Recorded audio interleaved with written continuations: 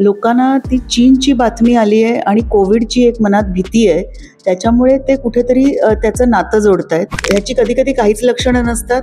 बऱ्याचदा सर्दी, ताप, खोकला ही लक्षणं असतात, जी 8 ते 10 दिवसात बरी होऊन जातात. पण जसं जे एन्टेरो व्हायरसेस आहेत, जे पोटाने होतात, ते सगळेच व्हायरसेस उलट्या जुलाब हे लक्षणं देणार आहेत. तशीच रेस्पिरेटरी व्हायरस ही सगळीच तुम्हाला सर्दी, पडसं देणार आहे. ज्यांची प्रतिकारशक्ती कमी आहे त्यांना जास्त सिव्हिअर ब्रॉन्किओलायटिस किंवा आतल्या म्हणजे फुफ्फुसापर्यंत तो आजार पोचू शकतो. कोरोना महामारीनंतर राज्यामध्ये आता HMPV नावाचा व्हायरस जो आहे तो सक्रिय झालेला आहे. यामुळे कुठेतरी नागरिकांमध्ये भीतीचं वातावरण होतंय. मात्र या सगळ्यावरती आता नेमकं कशा प्रकारे काळजी घेतली पाहिजे, नेमका हा HMPV व्हायरस काय आहे, या सगळ्याची माहिती आपण जे रुग्णालयाच्या अधिष्ठाता पल्लवी सापळे यांच्याकडून जाणून घेणार आहोत. माय महानगर आणि ओन्ली मानलीमध्ये तुमचं स्वागत आहे. ज्या प्रकारे हा HMPV व्हायरस सध्या राज्यामध्ये पाहायला मिळत आहे, साधारणतः त्याचे रुग्ण सुद्धा आता आढळू लागलेले आहेत. कशा प्रकारे हा व्हायरस आहे नेमका हे आम्हाला जाणून घ्यायला आवडेल. हा नवा व्हायरस नाहीच आहे. लोकांना ती चीनची बातमी आली आहे आणि कोविडची एक मनात भीती आहे. त्याच्यामुळे ते कुठेतरी त्याचं नातं जोडतायत.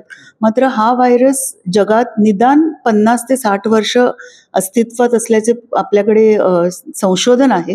आणि नेदरलँड्समध्ये 2001 साली त्याची पूर्णपणे माहिती घेतली गेलेली आहे. त्याचं जिनोमिक सिक्वेन्सिंग झालेलं आहे.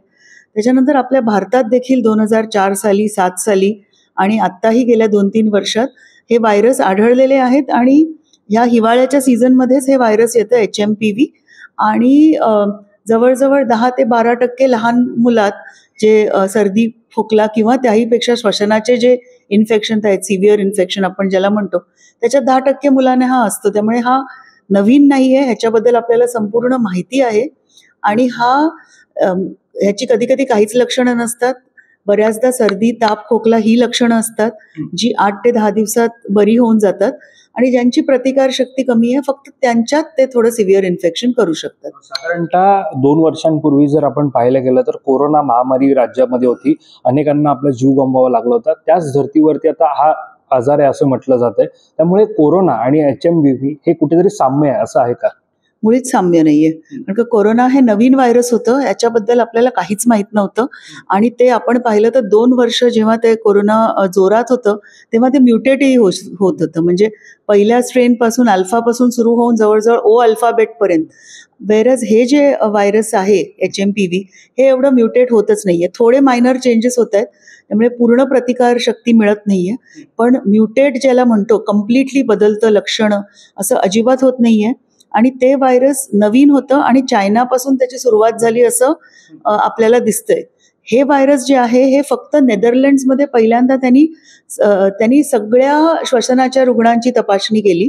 आणि ज्याला काहीच कारण मिळत नाही त्याला कुठलं व्हायरस असू शकतं हे शोधताना त्यांच्या लक्षात आलं की हे व्हायरस HMPV हे त्यांनीच त्याचं तेव्हा बारसं केलं. पण अँटीबॉडीज आधीच आढळल्या होत्या.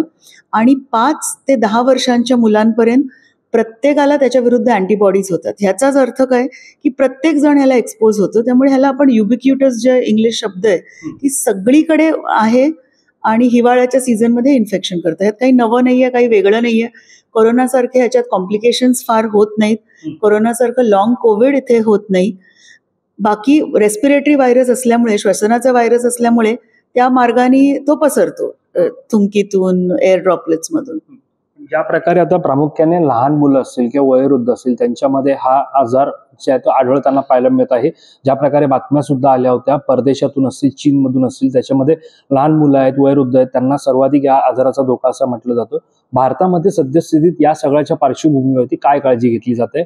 लहान मुलं आणि वयोवृद्धांना खरंच तो धोकादायक आहे का?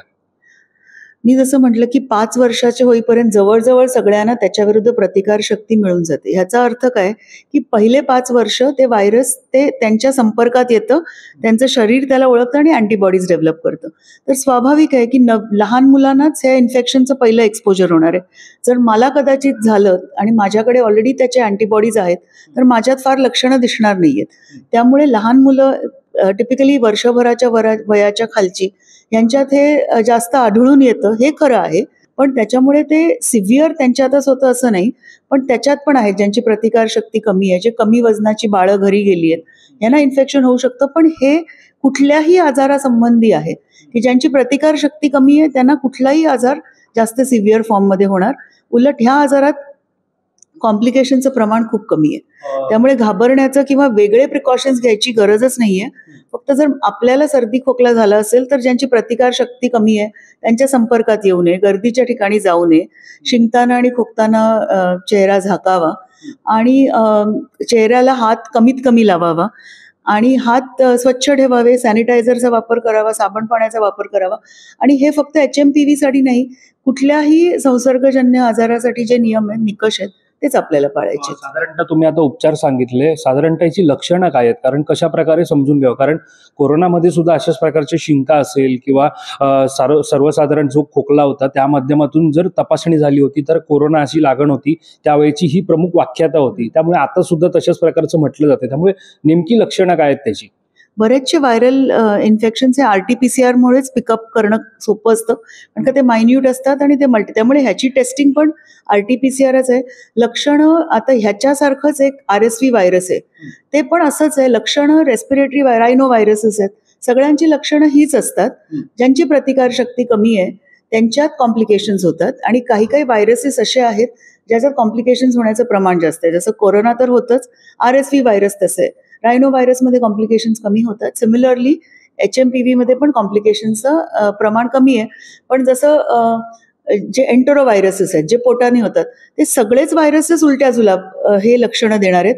तशीच रेस्पिरेटरी व्हायरस ही सगळीच तुम्हाला सर्दी पडसं देणार आहे. ज्यांची प्रतिकारशक्ती कमी आहे त्यांना जास्त सिव्हिअर ब्रॉन्किओलायटिस किंवा आतल्या म्हणजे फुफ्फुसापर्यंत आजार पोचू शकतो. हीच त्याची लक्षणं. साधारणतः ज्या प्रकारे आता या व्हायरसवरती चर्चा होते, बातम्या सुद्धा होतात, पाळीव प्राणी असतील किंवा नॉर्मल प्राणी असतील त्यांना याचा धोका आहे का? त्यांच्यापासून मानवांना म्हणजे त्यांच्या जवळ जे प्राणी असतात त्यांना धोका आहे का? नाही, म्हणूनच याचं नावातच ह्युमन आहे. काही काही आजार असतात जे प्राण्यांकडून माणसाला, माणसांकडून प्राण्याला येतात. कोविडबद्दलही म्हटलं जात होतं की ते बॅट्स पासून आपल्या माणसात आलेलं आहे.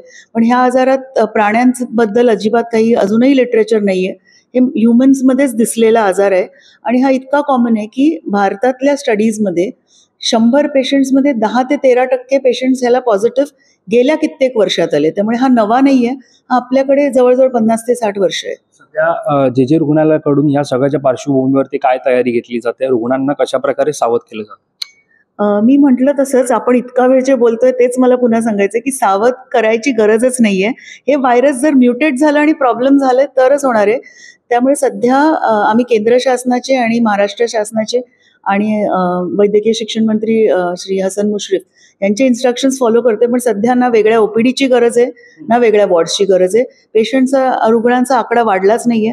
दरवर्षी हिवाळ्यात आणि प्रदूषणामुळे जे श्वसनाचे आजार होतात त्याच्यापेक्षा उलट यावर्षी आकडा थोडा कमीच म्हणता येईल. शेवटचा प्रश्न, जनतेला या सगळ्या पार्श्वभूमीवरती काय आव्हान कराल?